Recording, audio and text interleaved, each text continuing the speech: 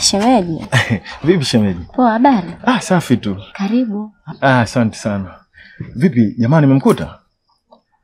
Ameenda kazini. Tumepishana eh? Unajua lengo hata la kuja hapa ilikuwa nimekuja kwake. Unajua toka jana ulivyoniambia yale mambo, kiukweli sikulala kabisa shemeji yangu. Yaani nimekuwa naliwaza. Na sisi ni midfielder, sisi unajua ni watu wa huruma. Tukiletewa vitu kama hivyo, yani tunajikuta wanyonge yani.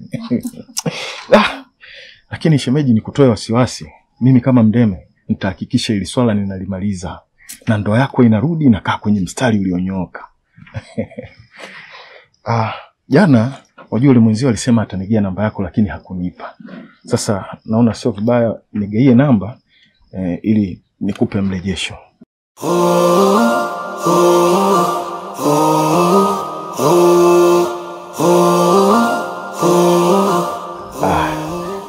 Shemeji, kuna matatizo mengine huwa hawashirikishi wanawake.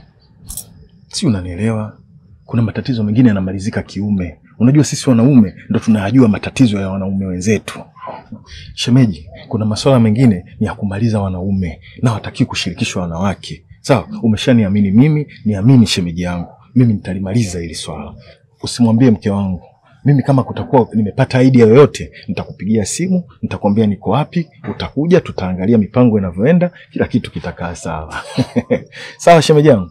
Vipi, ndani hakuna AC nini? Maana naona kama una kijoto kidogo. Basi shemeji, mimi naenda. Sawa shemeji. Ila usiwe mnyonge shemeji yangu. Kila kitu kitakuwa poa. Mimi ndo wananiita Mdeme, mzee wa Bakola, mtetezi wa haki za wanawake. Hapa umefika. Huwezi kuumia wakati mimi nipo. Bye. Shule inayofunza mema na mabaya, dunia wajuaje na wapumbavu wa Mungu.